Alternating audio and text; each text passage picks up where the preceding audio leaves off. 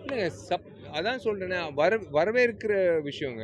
சமுதாயத்துல வந்து யார் வேணாலும் அரசியலுக்கு வரலாம். அ தளபதி விஜய் அவர்கள் வரலாம். யார் வேணாலும் வரலாம். அது வந்து குறிப்பிட்ட இன்னார் குடும்பத்திலருந்து தான் வரணும். இன்னார் தான் வரணும்னு அப்படிலாம் இல்ல. யாருக்கு நல்லது செய்யணும், மக்களோட அடிப்படை வசதிகள் பூர்த்தி செய்யணுன்ற யாருக்கு உணர்வு இருந்தாலும் அவங்க வந்து அரசியல்ல அரசியல்ன்றது ஒரு துறை அப்படின்னு இல்லைங்க. ஒரு ஹாபி அப்படின்னு இல்ல. ஒரு பொழுதுபோக்குக்கு கிடையாது. நீங்க எல்லாத்தையும் மறந்து நீங்க வந்து தெரியாத குடும்பங்களுக்கு வந்து நீங்க வந்து நல்லது செய்றீங்க. 4 வீட்ல அடுப்பு எரியுதுன்னா, அத விட ஒரு பெரிய சந்தோஷம் என்ன? 4 பேர் பிள்ளைகளுக்கு வந்து படிப்பு குடுத்தீங்கன்னா, 4 பேருக்கு மருத்துவ உதவியோ, 4 விவசாயிகள் வந்து விவசாயம் பண்ண விட்டீங்களோ, அந்த மாரி விஷயங்கள் நடக்கும்போது வந்து கண்டிப்பா யார் வந்தாலும் நல்ல விஷயம் தான். அரசியலுக்கு வர்றது நல்ல விஷயம் தான். இல்ல கண்டிப்பா நான் தான் சொல்ட்டேனே. அதாங்க ஒரு வாட்டி தான் சொல்ல முடியும். ஒரு கடவுள்கிட்ட பிரார்த்தனை பண்ணும்போது ஒரு வாட்டி தான் தேங்காய் உடைக்க முடியும். ஒவ்வொரு வாட்டி உடைக்கக்கூடாது அது. அது கண்டிப்பா அந்த நேரத்துல வந்து நான் வரக்கூடாதுன்னு வேண்டிக்கோங்க.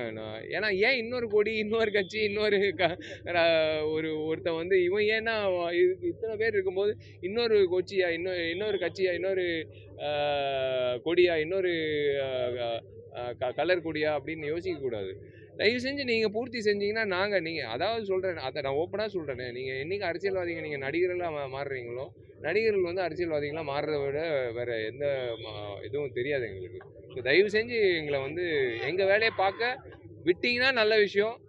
இல்லன்னா நாங்க வேற வழி கிடையாது. நாங்க வெறும் டிவி பார்த்துட்டு இப்படி பேட்டியெல்லாம் குடுத்துட்டு இருக்க முடியாது.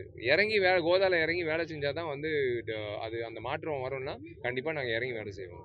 பல இடங்கள்ல வந்து கட்சியினர் வந்து பணம் கொடுத்ததா சொல்லி சொல்றாங்க. அத நீங்க அது மக்களோட பணம் தான். அதான் சொன்னேனே, மக்களோட பணம் திருப்பி மக்கள்கிட்ட குடுத்து ஆட்டைய போட்டு மறுபடியும் 5 வருஷம் உட்காரலான்னு பார்க்குறாங்கல்ல. நீங்க அதான் சொல்றேன். இது எங்கிட்டுருந்து வந்தது? அவங்க சம்பாதிச்ச மாசம் மாசம் நீங்கலாம் வந்து மாசம் மாசம் சம்பாதிக்கிறது உங்களுக்கு தெரியும். நீங்க ஓப்பனா சொல்லலாம். அவங்களுக்கு வர்றது வந்து என்ன கிட்டத்தட்ட 1,50,000 லட்சமோ 2,00,000 கம்மி தான் ஒரு எம்எல்ஏக்கு. எங்கேருந்து வந்தது உங்களுக்கு காசு? ட ஓட்டுக்கு ஒரு இவ்வளோன்னு நீங்க நிர்ணயிச்சு குடுக்குறீங்களே, இவ்வளோ அலட்சியமா நீங்க நினைக்கிறீங்களா மக்களு? மக்களெல்லாம் மாறுவாங்க. கூடி மாறிட்டாங்க. இதுக்கு மேல வந்து நீங்க அவங்கள ஏமாத்த முடியாது. இதுக்கு ஒரு கட்சி